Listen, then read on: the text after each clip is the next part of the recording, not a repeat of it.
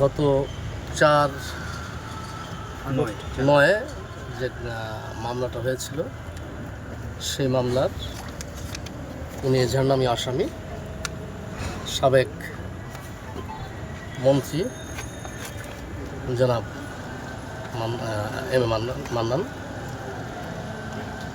আমরা ওই মামলার রেফারেন্স তাকে আমরা গ্রেপ্তার করেছি এবং তার বিরুদ্ধে আইনগত ব্যবস্থা গ্রহণ করব। ধন্যবাদ। উনি এখন এই মুহূর্তে উনি আমাদের থানা হেফাজতে থাকবেন।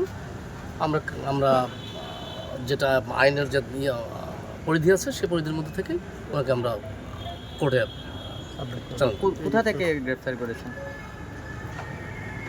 আমরা ওনার বাসভবনে ছিল। আমরা জানতে পারলাম যে উনি বাসভবনে এসেছেন। আমরা খবর পেয়ে দ্রুত ওনাকে সেখানে যে। আচ্ছা, আরেকটা বিষয়, যেহেতু উনি একটা মামলার আসামি করেছেন, আপনারা কালকে আদালতে প্রেরণ করবেন, আপনারা কি কোনো রিমান্ড প্রার্থনা করবেন কিনা বলুন? তো অবশ্যই রিমান্ড, আমাদের যে ঘটনা ঘটছে সেই ঘটনা বা আরও কিছু এর সঙ্গে সম্পৃক্ত আছে সেগুলো জানার জন্য অবশ্যই আমরা রিমান্ডের প্রার্থনা করব। কোর্টে পরিচ করে তারপরে